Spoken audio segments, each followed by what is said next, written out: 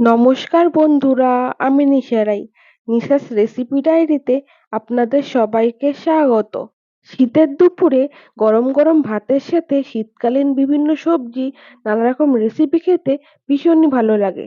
তাই আমি শীতকালীন সবজি সিম দিয়ে তৈরি ভীষণই মজাদার একটা রেসিপি সিমের পাতুরি নিয়ে চলে এসেছি।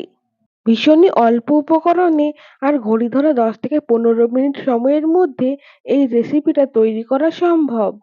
শীতের দুপুরে এক থালা গরম ভাতের সাথে এইরকম একটা রেসিপি হলে আর কি চাই। চলুন তবে দেখে নেওয়া যাক কিভাবে এই রেসিপি তৈরি করতে হয়। সিমের এই রেসিপি বানানোর জন্য আমি এখানে 250 গ্রামের মতো সিম নিয়ে বেশ বড় বড় করে কেটে নিয়েছি। এবারে সেই সিমগুলোকে ভেজে নেওয়ার পালা। তাই আমি গ্যাস ওভেনে একটা কড়াই বসিয়ে তার মধ্যে পর্যাপ্ত পরিমাণে সর্ষের তেলের ব্যবহার করলাম। তেল ভালো করে গরম হয়ে গেলে ফোড়ন হিসাবে এখানে ব্যবহার করলাম কালো জিরে। তারপরে আমি গরম তেলের মধ্যে খানিকটা চপ করা আদা কুচির ব্যবহার করলাম। আদা কুচিটাকে গরম তেলের মধ্যে নেড়েচেড়ে একটুখানি ভেজে নেব। আজ আমি এই রেসিপিটা নিরামিষ পদ্ধতিতে তৈরি করছি, তাই এখানে কোনো রকম পেঁয়াজ কিংবা রসুনের ব্যবহার করিনি। আপনারা যদি আমিষ পদ্ধতিতে এই রেসিপিটা তৈরি করেন তাহলে এখানে খানিকটা পেঁয়াজ কুচির ব্যবহার করতে পারেন। এবারে আগে থেকে কেটে রাখা সিমগুলো ভালো করে তেলের মধ্যে দিয়ে নেড়েচেড়ে ভেজে নেব।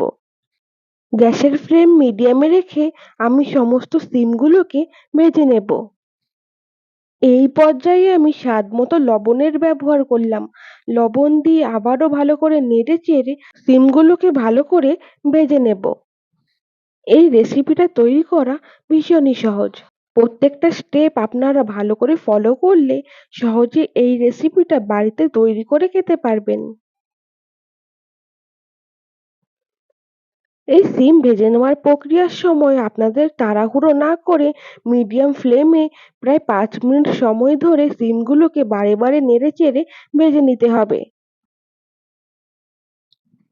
বারে বারে নেড়েচেড়ে ভেজে নেবেন যাতে সিমের এক পাশটা ওভার ফ্রাই হয়ে পুড়ে না যায়, সেদিকে একটু লক্ষ্য রাখবেন।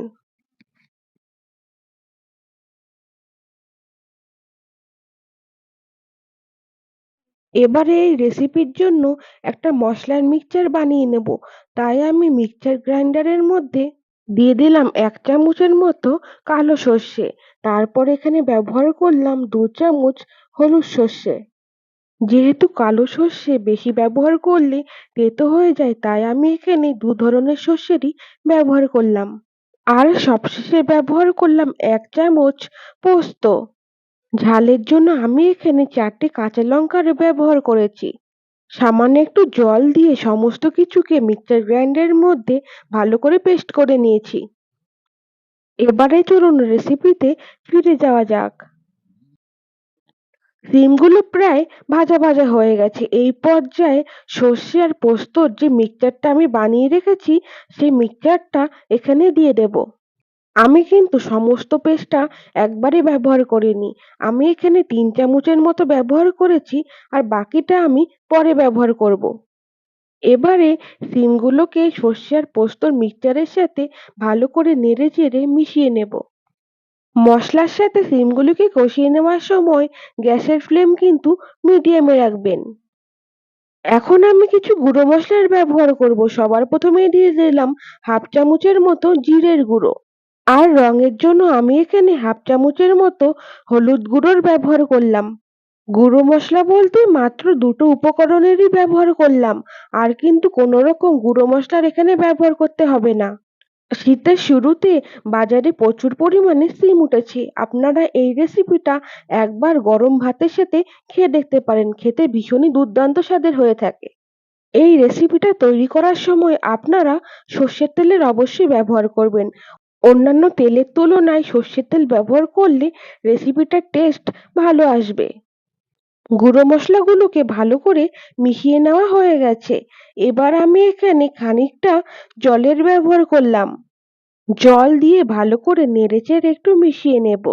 আর ততক্ষণ পর্যন্ত অপেক্ষা করব যতক্ষণ না গ্রেভি ফুটে উঠছে। একটু একটু করে গ্রেভি এখন ফুটে ওঠা শুরু করেছে। আমি আরেকবার নাড়িয়ে দিয়ে ঢাকা দিয়ে অপেক্ষা করব যতক্ষণ না এই সিমগুলো ভালো করে সেদ্ধ হয়ে যাচ্ছে। খুব বেশি সময় লাগবে না। আগেই ভাজার সময় সিম 50% এর মতো সেদ্ধ হয়ে গেছে। আর যেহেতু এই রেসিপিটা খুব বেশি গ্রেভিযুক্ত হবে না, প্রায় শুকনো শুকনোই হবে, তাই আপনাদের 5 মিনিটের মতো রান্না করলেই দেখবেন গ্রেভি একেবারে শুকনো হয়ে গেছে। ৫ মিনিট পর ঢাকা খুলে আমি ভালো করে একবার নাড়িয়ে নিয়েছি। এবারে আমি আগে থেকে যে সর্ষে আর পোস্তর মিক্সচার বানিয়ে রেখেছিলাম, সেখান থেকে ২ চামচের মতো ব্যবহার করলাম। বেশি করে ব্যবহার করার প্রয়োজন নেই। যতটা প্রয়োজন ততটাই মিক্সচার আপনারা এখানে ব্যবহার করবেন। আর পরে সর্ষের ব্যবহারের কারণে কিন্তু এই সর্ষেগুলো খুব বেশি ফ্রাই হবে না। আর এই সিম পাতুরের মধ্যে সর্ষের ফ্লেভারটা খুব বেশি ভালো লাগবে। রেসিপিটা কিন্তু একেবারে শেষের পথে। আজ আমি সম্পূর্ণ রেসিপিটাই কাঁচা লঙ্কা ব্যবহার করে তৈরি করলাম।